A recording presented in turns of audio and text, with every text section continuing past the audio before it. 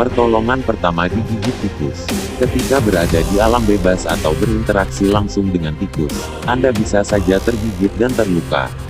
Luka gigitan tikus biasanya terlihat seperti luka tusukan kecil yang berdarah dan menyebabkan pembengkakan.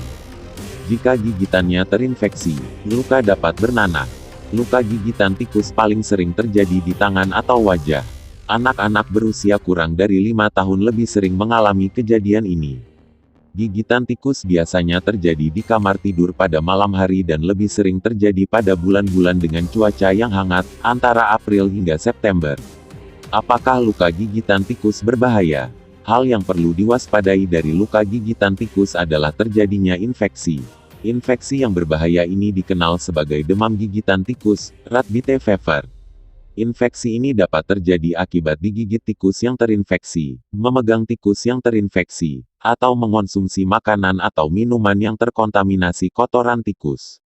Demam gigitan tikus menyebabkan munculnya ruam yang rata atau sedikit menonjol, berwarna merah atau ungu, serta terkadang menyerupai memar. Ada 2 jenis demam gigitan tikus, yaitu demam gigitan tikus Streptobacillari, lebih sering terjadi di Amerika Utara, dan demam gigitan tikus Spirillari, terjadi di Asia. Gejala awal demam gigitan tikus sama dengan gejala awal penyakit infeksi yang lain. Namun, seiring berkembangnya infeksi, ada beberapa perbedaan gejala demam gigitan tikus Streptobacillari dengan gejala demam gigitan tikus Spirillari. Gejala gigitan tikus Streptobacillari. Gejala demam gigitan tikus Streptobacillari antara lain: demam, muntah, nyeri kepala, nyeri otot, nyeri atau bengkak sendi, ruam. Gejala biasanya muncul 3-10 hari setelah digigit tikus, tetapi dapat muncul lebih lambat hingga 3 minggu kemudian setelah luka gigitan tikus sembuh. Dalam 2-4 hari setelah demam, dapat muncul ruam di tangan dan kaki. Ruam ini berwarna merah dengan tonjolan kecil. 1 atau lebih persendian kemudian menjadi bengkak, merah, atau nyeri. Gejala demam gigitan tikus Spirillari. Gejala yang muncul pada demam gigitan tikus Spirillari adalah: demam mungkin hilang timbul atau terjadi berulang kali. Pembengkakan atau luka gigitan berubah menjadi borok. Pembengkakan kelenjar getah bening. Ruam di seluruh tubuh atau hanya pada area sekitar luka gigitan tikus. Gejala demam gigitan tikus Spirillari biasanya muncul mulai 7-21 hari setelah digigit tikus. Bila demam gigitan tikus tidak diberikan penanganan yang tepat, dapat terjadi komplikasi berupa terbentuknya nanah di rongga tubuh, termasuk rongga perut, infeksi pada hati, ginjal, paru, jantung, otak dan sistem saraf. Artinya, demam gigitan tikus ini bisa sangat berbahaya dan dapat mengancam nyawa. Pengobatan. Sebelum mulai mengobati luka gigitan tikus, hal pertama yang perlu dilakukan adalah memastikan diri Anda sudah aman dari tikus. Jika tikus yang menggigit Anda adalah hewan peliharaan dan pemiliknya ada di sekitar Anda, mintalah pemiliknya untuk mengamankan tikus tersebut. Untuk mengamankan diri dari tikus, pastikan Anda tidak membuat tikus takut, sebab tikus akan menggigit saat merasa terancam. Pertolongan pertama terhadap luka gigitan tikus adalah sebagai berikut. Kontrol pendarahan dengan cara menekan luka. Cuci dan bersihkan luka dengan sabun dan air hangat. Tutup luka dengan perban yang bersih dan kering. Anda juga bisa mengolesi luka dengan salep antibiotik dari dokter sebelum membalutnya. Jika mengalami cedera pada jari, lepaskan semua cincin dari jari yang terluka untuk menghindari cincin tidak dapat dilepas bila jari membengkak. Bila Anda digigit oleh tikus, sebaiknya segera periksakan ke dokter. Hal ini karena terkadang dokter perlu memberikan imunisasi tetanus. Luka gigitan tikus di wajah dan tangan merupakan lokasi yang perlu pemeriksaan lebih lanjut karena berisiko menyebabkan jaringan parut dan terganggunya pergerakan. Anda juga harus segera ke dokter jika muncul tanda-tanda infeksi pada luka gigitan tikus, misalnya demam. Dokter mungkin akan memberikan antibiotik, seperti amoksisilin, penisilin, atau doksisilin, untuk mengobati infeksi. Antibiotik ini dapat diberikan selama 7-10 hari. Pada luka gigitan tikus yang parah, dokter mungkin akan memberikan antibiotik melalui suntikan. Bila memang diperlukan, tindakan pembedahan untuk membersihkan luka yang terinfeksi juga akan dilakukan oleh dokter. Pertolongan pertama gigitan ular. Saat tergigit ular, langsung ke rumah sakit terdekat dan jangan mencoba untuk menangkap ularnya.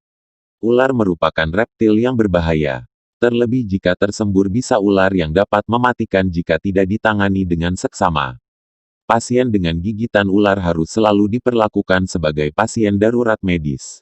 Bahkan dengan kasus gigitan ular yang bisanya tidak berbahaya sekalipun, dapat menjadi hal yang serius. Gigitan ular yang dapat menyebabkan reaksi alergi atau infeksi. Gigitan ular juga dapat menyebabkan rasa kesakitan dan bengkak di area tertentu, kejang, mual, kelumpuhan, bahkan kematian. Berikut tindakan yang harus dilakukan dan tidak dilakukan saat tergigit ular. Identifikasi gigitan ular. Penting untuk mengetahui jenis ular yang menggigit guna memastikan bagaimana seharusnya orang akan mengantisipasi gigitannya.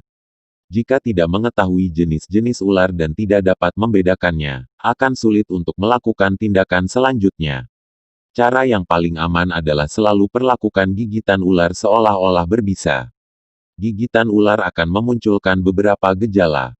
Beberapa ular berbisa akan memunculkan gejala-gejala tersendiri.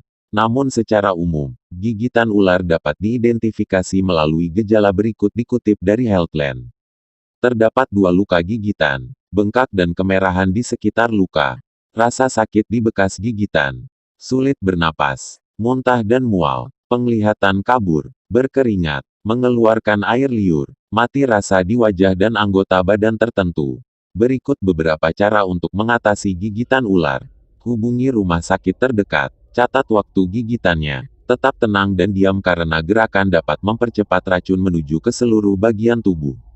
Lepaskan pakaian atau perhiasan yang menghalangi pada area yang terkena gigitan. Hal tersebut dikarenakan area bekas gigitan akan membengkak. Jangan berjalan, harus membawa korban menuju rumah sakit dengan kendaraan. Jika terjadi pucat pada wajah, pusing, lemas, percepatan napas, atau peningkatan detak jantung, berikan selimut atau jaket untuk menghangatkan korban. Hal tersebut dapat meminimalisir gejala-gejala tersebut. Jangan membunuh atau menangani ular. Ambil foto ular jika bisa untuk menentukan apakah ular tersebut berbisa atau tidak. Dokter akan mengevaluasi korban untuk menentukan perawatan apa yang harus diperoleh oleh korban. Dalam beberapa kasus, gigitan ular bisa jadi tidak berbahaya. Tingkat keparahan gigitan tergantung pada lokasi gigitan, usia, serta kesehatan korban. Biasanya dokter akan memberikan suntikan antibisa kepada korban dan jika bisa ular tidak berbahaya, dokter biasanya memberi suntikan vaksin tetanus pada korban. Suntikan antibisa atau antivenom adalah zat yang dibuat dengan racun ular untuk melawan gejala gigitan ular. Semakin cepat antivenom digunakan, akan semakin efektif. Beberapa hal yang dilarang untuk dilakukan untuk mencegah agar tidak memperburuk keadaan yaitu menangkap ular. Jangan cuci bagian gigitan. Residu yang tertinggal pada bekas gigitan dapat membantu profesional medis mengidentifikasi jenis ular dan perawatan yang tepat.